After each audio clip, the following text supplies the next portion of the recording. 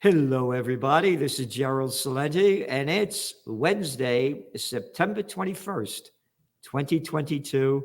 And we're very honored to have with us Judge Andrew Napolitano, the number one man in the world when it comes to judicial authority regarding our Constitution, our Bill of Rights, and how we're losing them and what we need to do to get them back. So thank you very much, Judge, for being here today. And I'd like to discuss with you what's going on with this Ukraine war. It's really heating up. And as you well know, the cover of our Trends Journal magazine back 2 days before Russia invaded Ukraine was COVID war, Ukraine war, world war. And there it is. So Right. Thank you very much, Judge, for being here. And now that war is heating up. It's a pleasure to be with you. And the cover you just showed is as brilliant and eye-catching and attention-grabbing as all of the other covers that you do. You're a very, very gifted colleague that does all of those.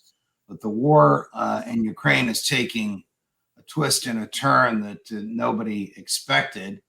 The Ukrainians have captured about 2,000 square miles, according to Colonel Doug McGregor, on whom you and I rely for military advice, on whom former President Trump relied when he was in the White House and Colonel McGregor was in the Pentagon, has said it's actually harmful to Ukraine to waste its manpower and materials on defending those 2,000 square miles. He's also said that the Russian offensive will now push them way back. Look, the Russians will win this war. The Ukrainians simply do not have the person power or the military equipment to win it without NATO on the ground. Now, NATO on the ground is World War III, which of course is catastrophic and absurd, and only the globalists in the State Department and in Western Europe really want that, just like only the globalists in the State Department want us to fight a war against mainland China for the absurd reason of defending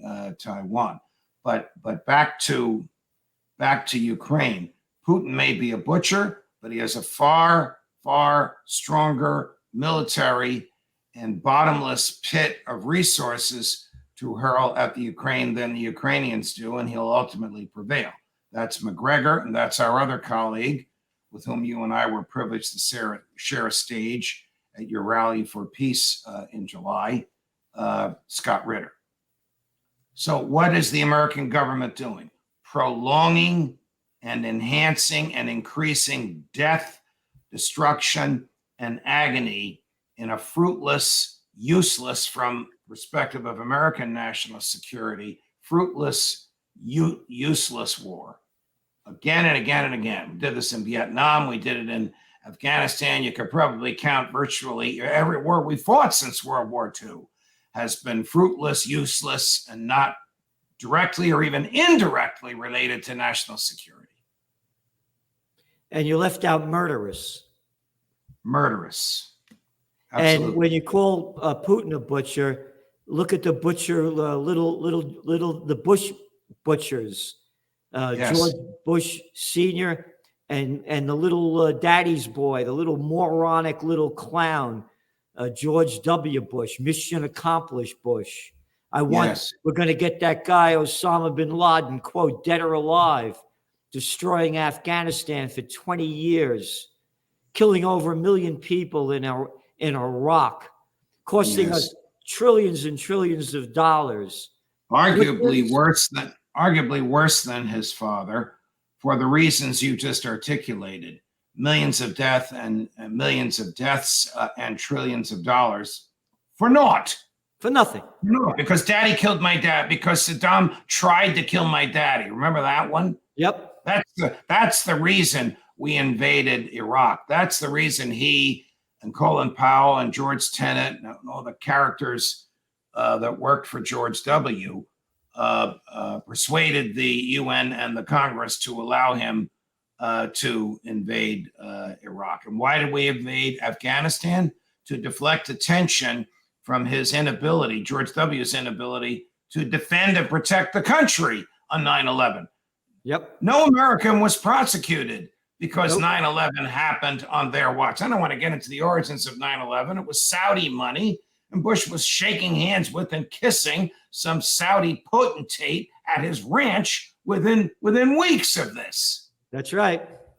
And how about what was 15 of the 19 people allegedly were Saudis that were Correct. involved with 9/11?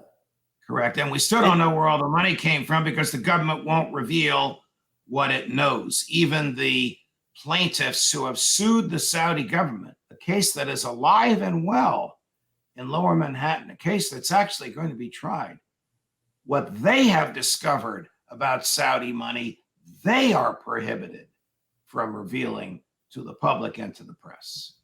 And so, as we're talking about butchers, let's not forget Bill the murderer Clinton, that every time he got caught with his pants down, it was bombs away over Baghdad.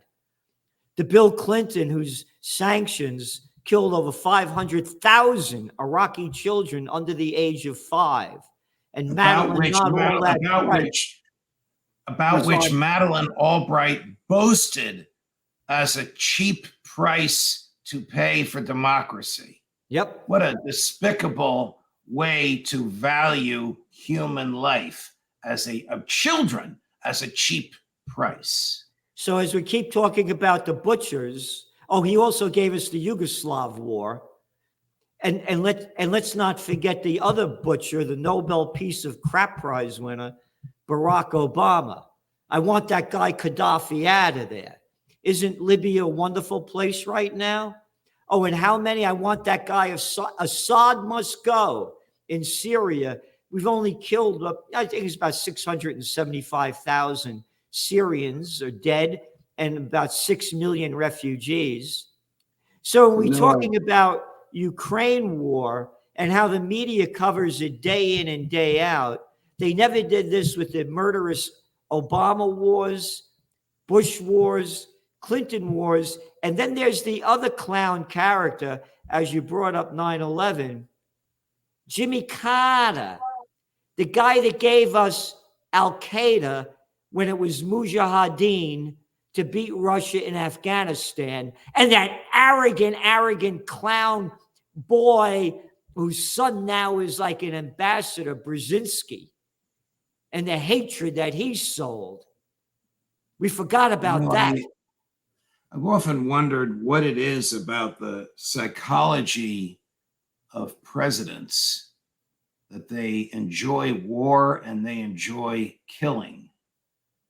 They must have achieved, I'm not a psychiatrist, I'm just a simple lawyer.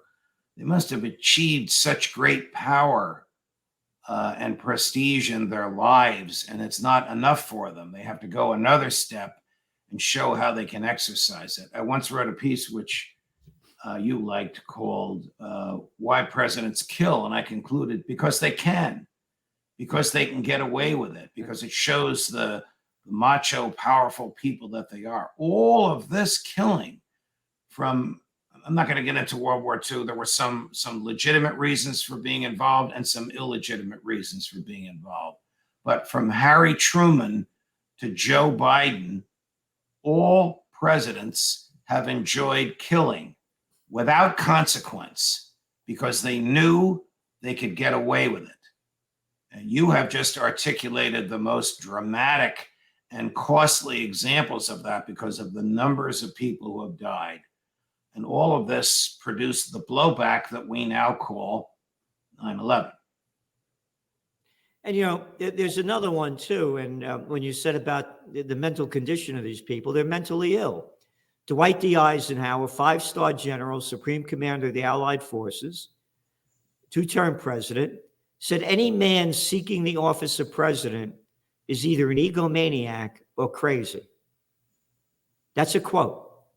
Well, he's probably right. And you and I could take the modern American presidents from Truman to Biden and put them in the two categories, egomaniac or crazy. That might be a fun parlor game to play at some time. Yeah. But we have created an American presidency so alien to what Madison and Jefferson thought they were giving us, we have filled it with the trappings of a British monarch, given it so much authority. You know, when the president, Joe Biden's in New York today, you know how many people are with him? 500. 500 people travel with the president of the United States. Doctors, lawyers, advisors, security, small army. It's just so out of proportion from what the Constitution authorized as a presiding officer over the executive branch who would see to it that the laws were enforced. The president of the United States has become a prince. There's no inheritance involved, but almost a prince.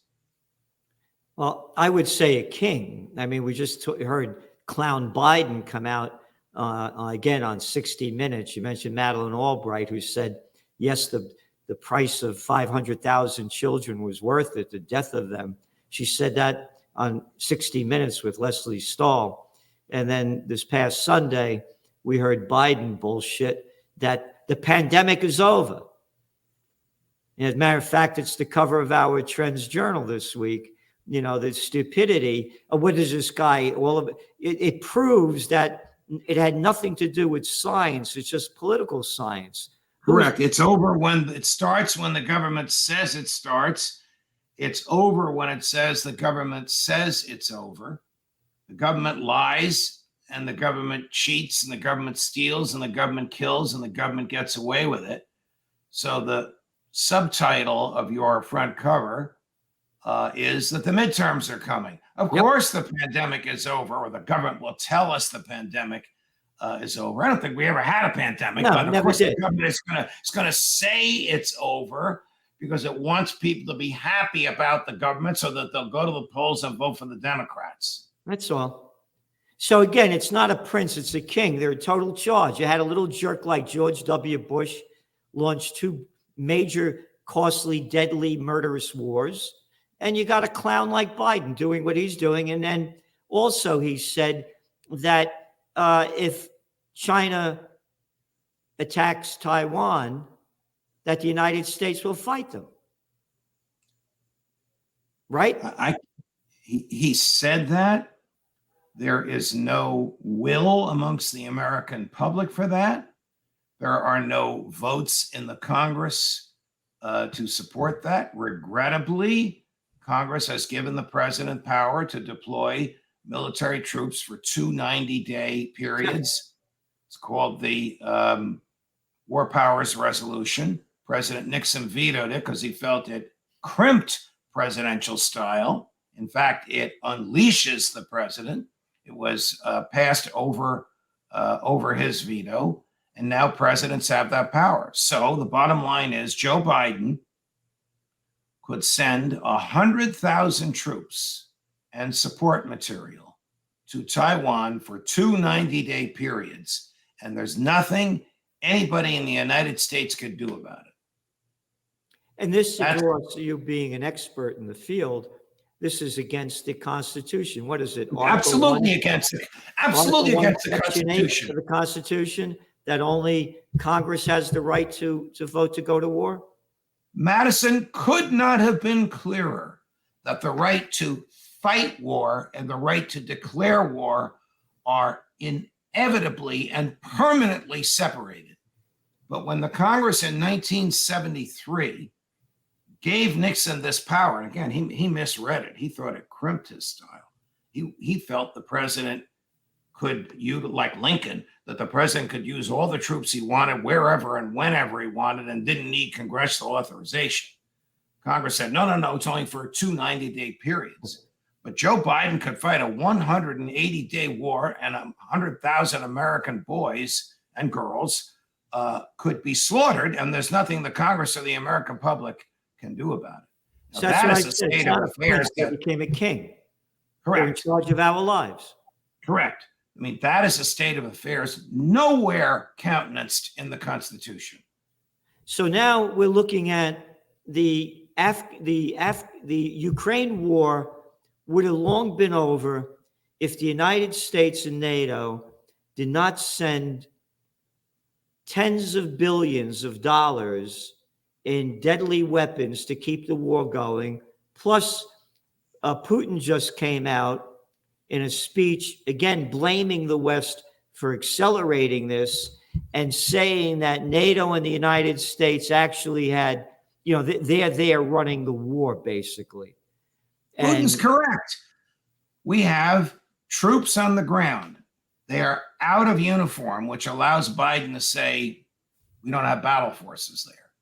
They are showing, well, they're running intel, American and British, and American and British are teaching the Ukrainians how to use American and NATO equipment. And so your listeners know the government is not buying new equipment from Raytheon and all those characters and sending it to Ukraine. The government is sending equipment already in Poland to Ukraine, depleting American supplies, according to Major Ritter and Colonel McGregor. Our own supplies of defensive weaponry are dangerously low because we have given away so much of it to the Ukrainians. Raytheon is overjoyed because the Pentagon keeps saying, build more, build more, build more. For us, we're depleting our supplies. Do the Ukrainians know how to operate what we're sending them? Absolutely not. Can they learn how to operate it in a day or a week? Absolutely not. The Ukrainian technical guys are being shipped to Poland, where they spend 2 months being taught how to use the American and NATO equipment. Then they bring that equipment back to Ukraine. Who's paying for all of this? The American taxpayer. Not now, because the government doesn't have the cash. Borrowed money. So future generations of taxpayers, you can't make this up, will be paying for this. Just like we're still paying for Vietnam and we're still paying for World War I, because the government never has enough money to pay its bills and it borrows. When you mention Vietnam, people don't realize then again, that clown, that other murderous little lowlife piece of crap, Lyndon Baines Johnson, LBJ, it should have been FUCK, the little arrogant nothing of a jerk. Remember the guns and butter baloney that they did? Yeah. Yes. That was the beginning of the inflation spike of America. Correct. Because the war goes on, it begins really big time right after they assassinated JFK in 1963. By 1971, you're seeing inflation skyrocketing, going through the roof. Why? Because of this war and all the fake money to keep it going, just like they keep doing it now. Oh, but wait a minute, Gerald. Inflation is caused by greedy businessmen wanting more money in their pockets, according to Joe Biden. Yeah. I mean, according to every politician, according to the chairman of the Federal Reserve. I mean, this is absurd. Inflation only has one cause: government inflating the money supply by printing, which it did before World War II, or adding zeros on the accounts of Chase Manhattan Bank and Bank of America, which it's done since the advent of computers. More money. And again, the bankster gang, the Federal Reserve, bringing interest rates to zero. So here's the cheap money, just keep the game going. Correct. Now they gradually raise the interest rates and the stock market tanks. Interest is the rent you pay for money, just like the rent you pay for your apartment anywhere in the country, except New York, which has rent control, which was only supposed to last during World War II. It should float.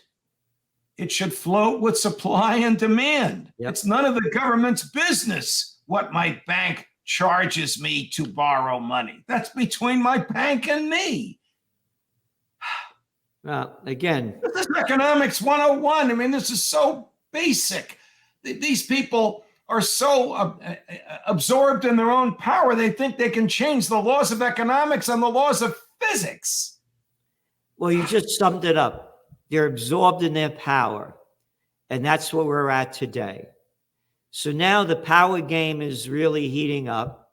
And Russia has announced that they're going to increase their offensive against Ukraine, or it should be, so that's going to heat up the war even more.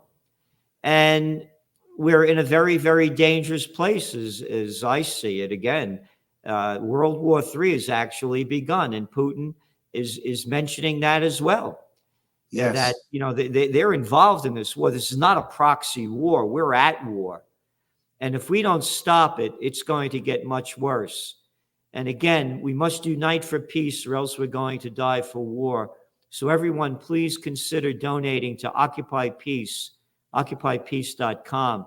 The judge, Scott Ritter, Gary Null, Phil Giraldi, McGregor, all of us, we're really out there fighting and doing all we can to bring peace on earth, goodwill to all. And we have crazy people running and ruining our lives. And if we don't reverse this trend, it's just going to decline to, I believe, nuclear war. Sorry to say that I agree with you. I mean, I'm not sorry that you're right. I'm sorry that it will come to that. Yeah. And Putin alluded to it just 24 hours ago. He didn't use the words nuclear war or nuclear weaponry, but he said he will do what he has to do in order to end this. He now is under pressure to end this. This has dragged on far longer than the people around him who support him thought it would. He's still very popular with the Russian people. He shrewdly hasn't instituted a draft. He's not instituted a national mobilization, which would be millions of troops. This is small by Russian standards, 300,000 troops, only 30 of which will be infantry, the rest all support troops. But he knows this has to end soon from his perspective. And if Joe Biden and Tony Blinken and Lloyd Austin, the American Secretary of State and Defense, think that Putin will accept a free, independent, and Western-oriented Ukraine, they're out of their minds. Yeah. They don't know history, and they don't know Putin. Well, they are out of their minds, and that's all that really counts. They're egomaniacs. And again, you couldn't get clearer with a little clown like Blinken boy.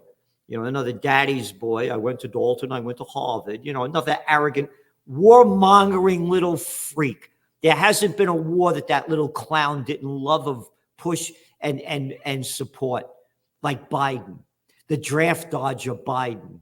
And Lloyd Austin, you mentioned, our Secretary of Defense, just came from what? The board of directors of Raytheon, the second largest defense contractor in the United States.